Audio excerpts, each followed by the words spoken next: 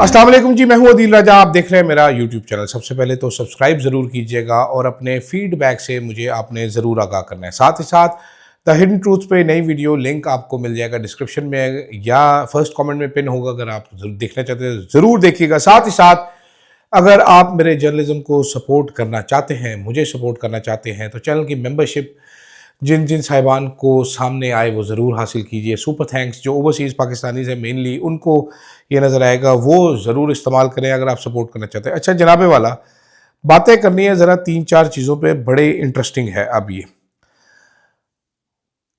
Mainly कहानी है confusion की। ये कन्फ्यूजन इतनी ज़्यादा है कि कुछ समझ नहीं आ रहा। मैं आपको कुछ चीज़ें ज़रा सिंप्लीफाई करके समझाऊंगा, साथ साथ मैं आपको बताऊंगा कि मौजज़ा कैसे होता है कि घड़ी नज़र नहीं आती थी और सुइयां नजर आनी शुरू हो गई है। फिर तहरीक इंसाफ में खिचड़ी जो है जनाब वो एक तैयार हो रही है, वो क्या है वो भी बताऊंगा। साथ साथ 2 ऐसी और दिल के दौरे का जिक्र करेंगे जनाब। ये क्या कहानी है, ये मेरी प्यारी cute CM Maryam Nawaz, she has my back, तो उनके लिए मैंने ये लगाई है फ़ोटो, उनकी इधर लगी हुई है। तो शुरू करते हैं जनाब। एक खबर लीक होती है, एग्जैक्ट बीमारी इमरान खान की बताई जाती है कि इमरान खान को ये बीमारी हो गई है। जो सहाफ़ी स्कूप लेके आते हैं असदुल्ला खान साहब, वो खबरें ब्रेक करने के मामले में जाने नहीं जाते, लेकिन बहरहाल वो खबर एक ब्रेक करते हैं। बड़ी खबर, 5 दिन गुजर जाते हैं इस खबर को। 5 दिन बाद हुकूमत की तरफ से रिएक्शन आता है, हुकूमत कन्फर्मेशन करती है कि हाँ जी इमरान खान को ये हुआ और पिम्स में उनका ट्रीटमेंट भी किया गया। उसके बाद क्या होता है इस सब में आपको इकट्ठा करके सुना रहा हूँ। अदालत लग जाती है, या अफरीदी साहब अचानक करके उठते हैं, वो अदालती नीरो हमारे, और वो कहते हैं ओह ये क्या हुआ।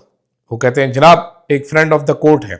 होता क्या है, केस में वो वकील नहीं होता, लेकिन वो वकील इत्तेफाक से लूर लूर फिर रहा होता है अदालत में। उसका नाम है सलमान सफदर साहब। उनको कहते हैं आप फ्रेंड ऑफ द कोर्ट हैं, आप जाएं और जाके रिपोर्ट पेश करें। जो असली वकील थे इस केस में लतीफ़ खोसे, वो कहते हैं सर मैंने मिलना। कहते हैं बैजा खोसे, सफदर सलमान गो। सलमान सफदर साहब जाते हैं, 3 घंटे जेल में गुजार के आते हैं। अगले दिन 7 सफ़हात और 22 पैराग्राफ पे मुश्तमिल एक रिपोर्ट अदालत में जमा करवाते हैं। फिर वो अदालत उससे अगले दिन लगती है। या अफरीदी साहब वो रिपोर्ट खोलते हैं, वो कहते हैं ओ माय गॉड। वो कहते हैं ये तो बड़ा मसला है। क्यों? क्योंकि उस रिपोर्ट में लिखा हुआ है कि 85% इमरान खान की बीनाई जा चुकी है। और उसके बाद वो कहते हैं जी हुकूमत ज़रा मेडिकल बोर्ड बनवाए, चेक करवाए। तहरीक इंसाफ एहतजाज शुरू करती है। अलीमा खान कहती है मेरे भाई की आंख, वो रोती हैं रिपोर्ट सुन के। पूरे पाकिस्तान में कोहराम मचता है। मैंने सैकड़ों ऐसे लोगों से मिला हूँ जिनकी आंखों में आंसू थे ये सुन करके इमरान खान से उनकी आंख छीन ली गई है। फिर एक हुकूमती टाउट आते हैं मंजर आम पर, वो आके बताते हैं कि जी इमरान खान साहब अब उनकी आंख ज़ाया हो चुकी है, वो एक आंख से देख नहीं सकेंगे कभी। फिर एक और टाउट आता है, गंदा रावी, गंदा नाला आता है। गंदा नाला कहता है जी उनका ब्लड प्रेशर शूट हो गया था, जिसकी वजह से उनकी आंख के पीछे वेन फट गई और अब उनकी आंख ज़ाया हो चुकी है। लेकिन ये हो जाता है लोगों के साथ। तो यहाँ तक माहौल बन जाता है जनाब आंख का, कि आंख ज़ाया हो चुकी है। तहरीक इंसाफ वाले धरने पे बैठ जाते हैं। उसके बाद पता चलता है इमरान खान को शिफ्ट किया जाएगा, हुकूमत ने बोर्ड बनाने का फैसला कर लिया, ये हो गया, वो हो गया, फलान हो गया, टमकान हो गया। फिर आखिर 15 तारीख को, 16 तारीख को या अफरीदी साहब ने फरमाया था कि रिपोर्ट जमा करवानी है। 15 तारीख को ये फैसला होता है। हुकूमत कहती है कि जी हम चेकअप कराने लगे हैं इमरान खान साहब का। फिर अडयाला जेल में मशीनें शशीनें जाती हैं, इमरान खान साहब का चेकअप होता है। आज अदालत में वो रिपोर्ट हुकूमत जमा करवाती है। तो पता चलता है जी एक मौजज़ा हो चुका है। वो मौजज़ा क्या हुआ? वो मौजज़ा ये होता है कि इमरान खान की बिनाई जो कि 85% जा चुकी थी, वो 70% वापस आ जाती है। यानी कि वो बिनाई बढ़ते बढ़ते बढ़ते वो इतनी बढ़ जाती है कि वो जो सिर्फ 15% नज़र आ रही थी, अब वो 65% बिनाई जो है वो इम्प्रूव हो जाती है। मेरा तो ख्याल है ये 155% इम्प्रूव हो गई बिनाई, कि पहले वो 85% ख़राब थी, वो ठीक हो गए, 70% ठीक हो गई, पता नहीं क्या हो गया समझ नहीं आई। 65% खैर उनकी बिनाई अब इम्प्रूव एक ही रात में हो जाती है। ऐसा मौजज़ा हो जाता है कि जिसकी तवक्को नहीं की जा सकती। लेकिन इस तमाम में बेसिकली जो रिपोर्ट तैयार की है वो हुकूमती डॉक्टर्स ने तैयार की है, जिनका नाम हुकूमत ने दिया था इमरान खान के किसी फैमिली मेम्बर को, इमरान खान के किसी पार्टी वर्कर को, इमरान खान के अपने डॉक्टर को जाने नहीं दिया जाता। तहरीक इंसाफ वाले भी कहते हैं बेहतर हो गई है, सलमान राजा साहब भी कहते हैं कौम की दुआओं से मुमकिन हुआ है, बैरिस्टर गौहर साहब भी बताते हैं कि जी ये मौजज़ा हो गया कि इमरान खान पहले घड़ी नहीं देख पाते थे, अब घड़ी की सुइयाँ भी उनको नज़र आ गई। मैं तो परेशान ही हो गया कि किधर इमरान खान साहब अब सुइयों में धागे ना डालना शुरू कर दें, नज़र इतनी तेज़ हो गई हो जिस तरीके से मुबारकबादें दे रहे थे, या इमरान खान जेल में स्वेटर बुनना शुरू हो गए हों, क्रोशिया करना शुरू हो गए इमरान खान साहब, या सिलाई कढ़ाई शुरू कर दे हों कि नज़र इतनी तेज़ हो गई है चॉइस में, इतनी तेज़ नज़र की करना है तो चलो घंटे में 2-4 स्वेटर ही बुन देने। मतलब तहरीक इंसाफ के लोगों की भी समझ नहीं आती, इनसे बड़ा बोंगा कोई हो नहीं सकता। भाई आपको मिलने नहीं दिया जा रहा, आपका कोई एक्सेस नहीं है, आप एहतजाज करना नहीं चाहते। अब ये तो एविडेंट होता चला जा रहा है ना। आप पार्लियामेंट में बढ़ के बैठ गए, आधे लोग केपी हाउस में बैठ गए, आधे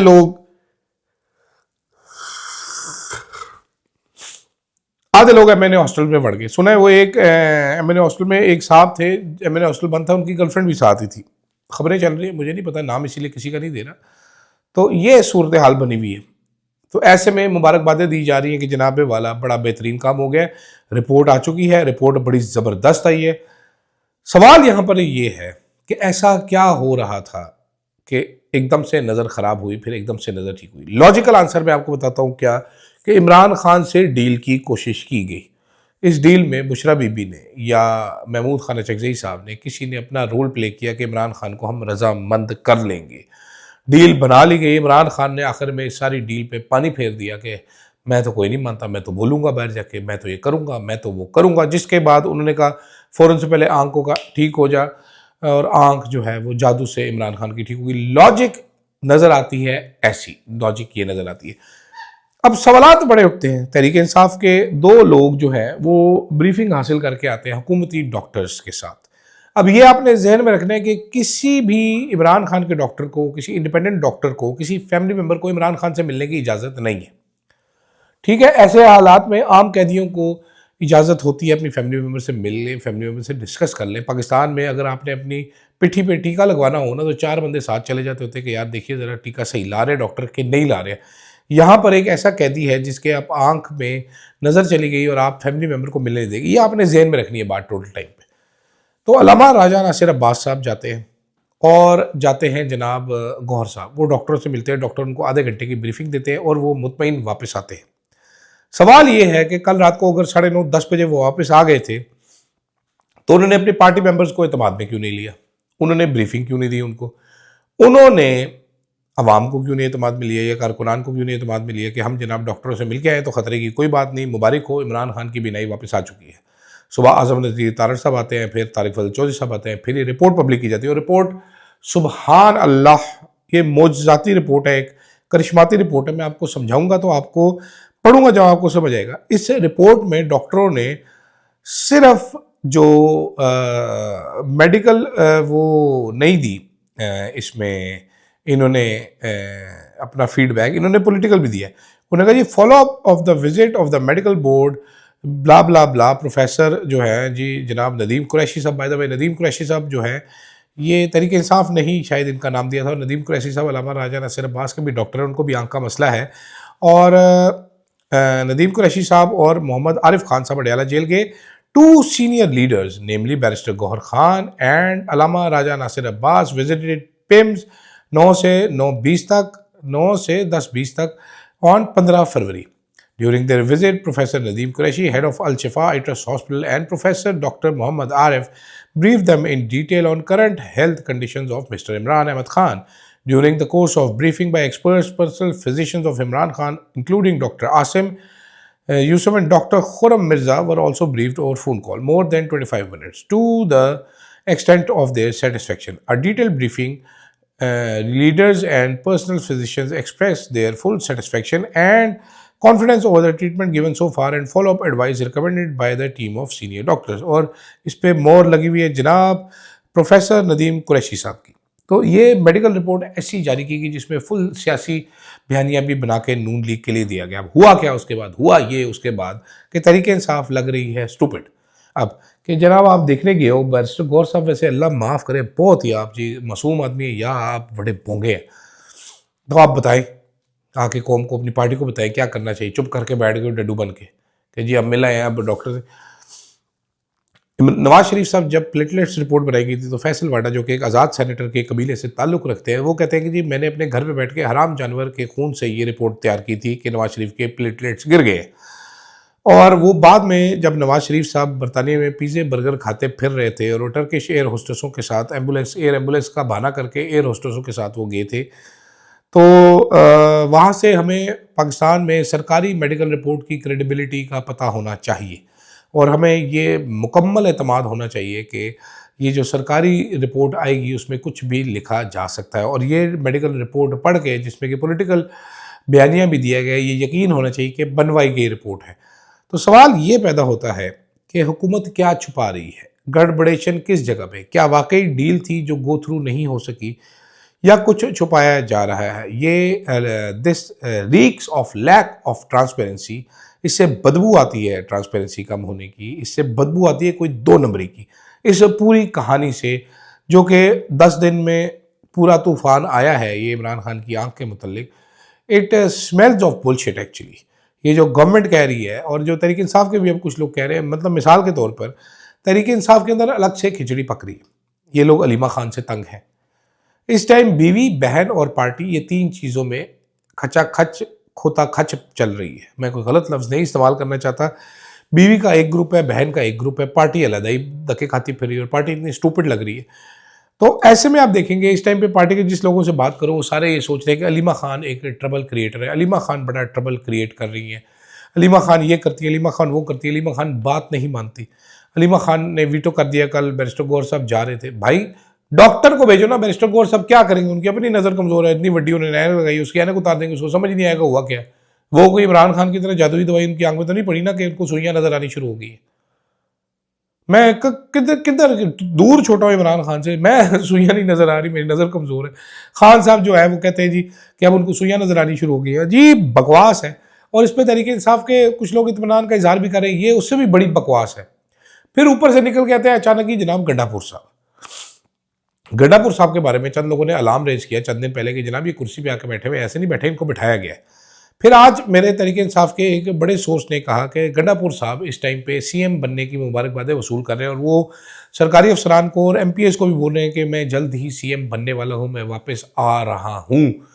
तो गड्ढापुर साहब इधर भी लॉन्च हो गए। फिर गड्ढापुर साहब ने आज एक इंटरव्यू खड़का दिए, 2-3 इंटरव्यू खड़का दिए, अलीमा बाजी के खिलाफ भी बोले, मोहसिन नकवी के हक में बोले।